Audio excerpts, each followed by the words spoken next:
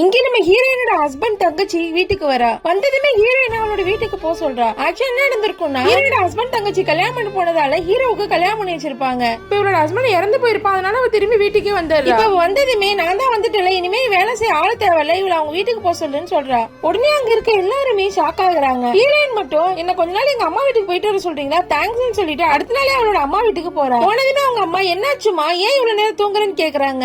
அவளோட தலையில கொஞ்சம் முடி இருக்காது. அவ வீட்டுல ஏதோ சண்டை போட்டுதான் வந்திருக்கான்னு நினைச்சு அவங்க பயப்படுறாங்க. அதுக்கப்புறம் அவ நடந்த எல்லாத்தையுமே சொல்றா. உடனே அவங்க அப்பாவும் நீ கொஞ்ச நாள் தானே இருக்க போற, சந்தோஷமா இரு, எவ்வளவு நாள் வேணாலும் இரு, வர்றது எதுனாலும் பாத்துக்கலாம்னு சொல்றாரு. இவளுக்கு ரொம்ப நாள் கழிச்சு ரெஸ்ட் எடுத்த மாதிரி இருக்கு. ஏன்னா ஹஸ்பண்ட் வீட்டுல இவளே தான் எல்லா வேலையும் செஞ்சுட்டு இருப்பா. இப்ப அவங்க அப்பா வேலைக்கு போறப்ப அவளுக்காக கொஞ்சம் பணத்தையும் கொடுக்கறாரு. உனக்கு பிடிச்சதெல்லாம் வாங்கிக்கோன்னு சொல்றாரு. இவன் நேரம் கடைக்கு போய் டிராயிங் பண்றதுக்கு பென்சில் பேப்பர்லாம் வாங்கிட்டு அவளுக்கு ரொம்ப பிடிச்ச ஒரு சாக்லேட்டும் வாங்கிட்டு போறா. இப்ப அவளுக்கு பிடிச்ச ஒரு இடத்துல உட்காந்து டிராயிங் பண்ண ஆரம்பிக்கிறா. இப்ப அந்த சாக்லேட் எடுத்து வாயில போடுறா. உடனே அவளுக்கு சின்ன வயசு ஞாபகம் வருது. ஆக்சுவலி அவளும் ஹஸ்பண்ட் சின்ன வயசுல ஃப்ரெண்ட்ஸா இருப்பாங்க.